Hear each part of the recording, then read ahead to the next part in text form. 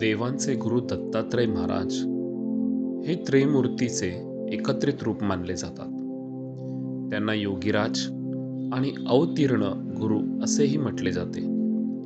पण तुम्हाला माहिती आहे का की अशा महान दत्तात्रयांनी स्वतः चक्क 24 गुरु केले होते. दत्तात्रय महाराज लहानपणापासूनच अत्यंत ज्ञानी आणि जिज्ञासू होते. एकदा त्यांना प्रश्न पडला की ज्ञान म्हणजे नेमके काय आणि गुरु कोण असू शकतो. त्यांनी या प्रश्नांची उत्तरे शोधण्यासाठी अनेक ठिकाणी प्रवास केला. वाटेत त्यांना जे काही दिसले त्यातून त्यांनी काहीतरी शिकले. त्यांनी पाहिले की निसर्गातील प्रत्येक वस्तू, प्रत्येक प्राणी आपल्याला काहीतरी शिकवतोय. पृथ्वी त्यांच्यासाठी गुरु झाली, कारण ती शांतपणे सर्व काही सहन करते आणि नेहमी इतरांना देते.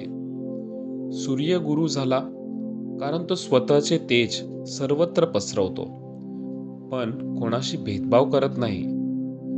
गरुड पक्षी गुरु झाला, कारण तो एक शिकार पकडल्यावर लगेच उडून जातो, ज्यामुळे त्याला कोणी पकडत नाही. यातून दत्तात्रयांनी त्याग शिकला. मासा गुरु झाला, कारण तो आमिषाला बळी पडून स्वतःचा जीव गमावतो. यातून दत्तात्रयांनी इंद्रिय संयम शिकला. मधमाशी गुरु झाली, कारण ती अनेक फुलांतून थोडा थोडा मध गोळा करते. यातून अल्पसंग्रह शिकायला मिळाले. वारा गुरु झाला, कारण तो कोणत्याही वस्तूवर आसक्त न होता सर्वत्र फिरतो.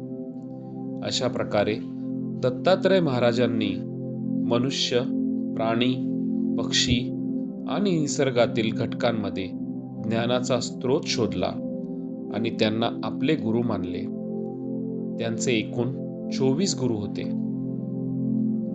दत्तात्रय महाराजांनी दाखवून दिले की ज्ञान मिळवण्यासाठी कोणा एका व्यक्तीवर अवलंबून राहण्याची गरज नाही. आपले मन जर खुले असेल तर आपल्याला प्रत्येक घटनेतून, प्रत्येक वस्तूपासून काहीतरी शिकायला मिळते. जो शिकायला तयार असतो त्याला सर्वत्र गुरु दिसतात. म्हणून मित्रांनो, दत्तात्रय महाराजांनी सांगितल्याप्रमाणे आपल्या अवतीभोवतीच्या जगातून नेहमी शिकत राहा.